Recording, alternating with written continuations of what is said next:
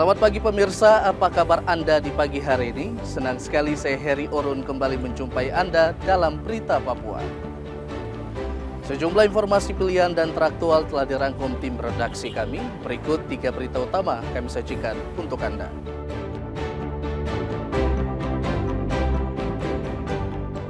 Pelaku pembacokan umat di dalam Masjid Merauke diringkus polisi.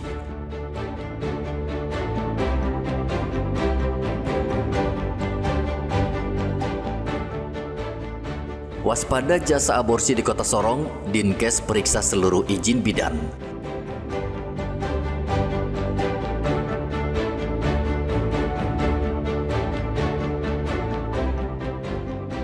Diduga korupsi dana pembangunan jembatan 11 miliar rupiah. 6 saksi diperiksa Polres Mimika.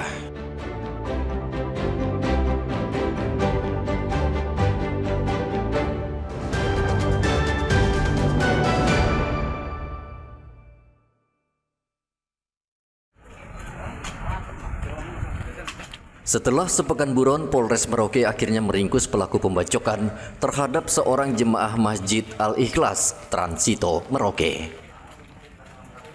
Doni yang berusia 22 tahun ditangkap di rumah sakit tanpa perlawanan. Ia langsung dibawa ke kantor polisi untuk menjalani pemeriksaan. Awalnya dari saudara DB ini meminta diantar pulang. Diantar membeli Shopee. Ya, bukan diantar pulang, minta diantar membeli Shopee. Nah, namun karena tidak digubris ya oleh saksi dan korban, efeknya dia memegang kotak amal. Saudara DB ini kemudian dengan nuansa pengancaman ya, meminta kotak amal tersebut. Nah, setelah dilempar kotaknya, ternyata kotaknya kosong. Kotak amal tersebut kosong. Kemudian saudara DB ini melakukan ayunan parang lagi ke saudara MI ya, yang kemudian kena di bagian punggung. Terus 2 orang rekan yang mengantar tadi kemudian awalnya mengamankan DB ini ya. Kemudian saksi FF melapor ke Polres Merauke. Pelaku dijerat dengan pasal penganiayaan dan terancam hukuman 6 tahun penjara. Pekan lalu, Doni bersama 2 temannya berada di Masjid Al-Ikhlas Transito. Mereka berniat mencuri kotak amal. Korban yang sedang sholat dibacok oleh pelaku. Korban mengalami luka di bagian wajah. Muhammad Ridwan melaporkan dari Merauke, Papua Selatan.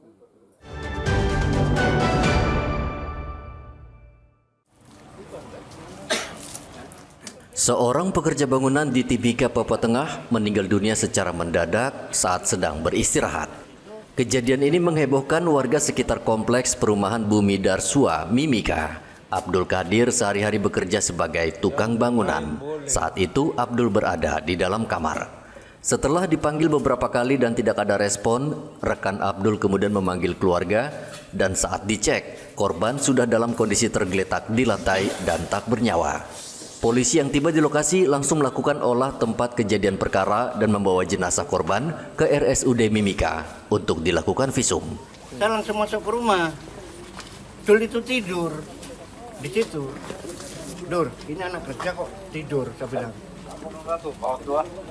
Dul, Dul. Masuk kemudian diterima coba 01. Dul. 86 Dul. jadi paut 2. Dul, saya sekencang-kencangnya. Itu berapa orang di situ yang kerja? Cuman saya dengan dia. Nggak ada lain lagi. Nggak ada lain. Monitor. Nah, karena saya teriak kencang, yang buat sumur ini datang. Terima kasih untuk perkembangan kami 87 siang, 8.3 selamat siang. Karena sudah ada orang banyak, saya minta tolong dengan anak ini tadi, suruh panggil hubungi Bapak Polisi sama kesehatan. Saya cari keluarganya. Hingga kini penyebab pasti kematian korban masih dalam penyelidikan.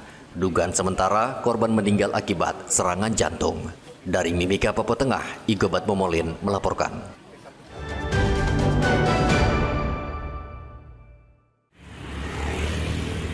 Dinas Kesehatan Papua Barat Daya memerintahkan organisasi bidan memeriksa kembali seluruh izin praktek bidan di Kota Sorong. Hal ini terkait terkuaknya kasus aborsi yang belum lama terjadi di Kota Sorong. Kepala Dinas Kesehatan Naomi Howai mengecam keras bidan yang diduga membuka praktik aborsi ilegal di rumahnya. Ia berjanji akan mengevaluasi seluruh izin praktik kebidanan agar praktik aborsi ilegal tidak terulang lagi. Naomi juga meminta masyarakat agar proaktif dengan melapor ke Dinas Kesehatan jika menemukan praktik aborsi. Saya menghimbau untuk Kepala Dinas Kesehatan Kota Sorong bersama dengan Kabid yang membidangi kesehatan ibu dan anak ini harus turun ke lapangan, lalu berkoordinasi juga dengan puskesmas yang ada di Kota Sorong ini untuk mencegah hal-hal ini. Dalam hal ini izin, dia ini kan kerja kemarin itu mungkin tidak punya izin resmi, dan izin resmi ini harus dikeluarkan bukan dari Dinas Kesehatan, dari PTSP. Lalu mereka juga harus izinnya ada surat rekomendasi dari Dinas Kesehatan Provinsi. Tapi sampai hari ini kita tidak tahu. Dan ini Polresta Sorong Kota membongkar dugaan praktik aborsi ilegal yang dilakukan di kilometer 7 Kota Sorong. Dari penggerebekan tersebut, polisi menetapkan 2 perempuan sebagai tersangka. Saat ini, Polresta Sorong Kota masih mengembangkan kasus ini. Topan melaporkan dari Sorong, Papua Barat Daya.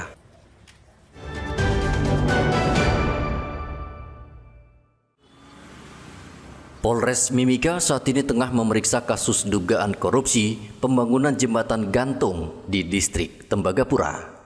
Saat ini polisi tengah mengumpulkan keterangan saksi dan barang bukti, termasuk memeriksa 6 orang saksi. Menurut Kapolres Mimika AKBP Bilianda Hildiario Budiman, pemeriksaan terhadap saksi bisa saja bertambah.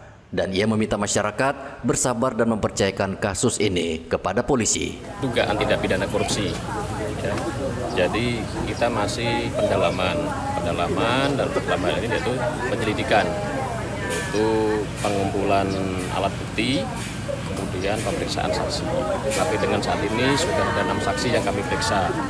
Cuma untuk penanganan kasus korupsi ini kan beda dengan tindak pidana umum yang lainnya, karena kita harus ada gelar dengan instansi terkait, kemudian kita harus ada koordinasi ke BPKP dan sebagainya untuk menghitung kerugian negara dengan ahli. Pembangunan jembatan gantung di distrik Tembagapura menghabiskan anggaran negara atau APBD tahun 2023 hingga 11,8 miliar rupiah. Jembatan ini merupakan salah satu jembatan gantung yang menghubungkan Kampung Kimbeli dan Kampung Pertania. Namun pembangunan jembatan tersebut tidak selesai dan dana pembangunan jembatan diduga sudah cair 100%. Dari Mimika, Papua Tengah, Igobat Momolin melaporkan.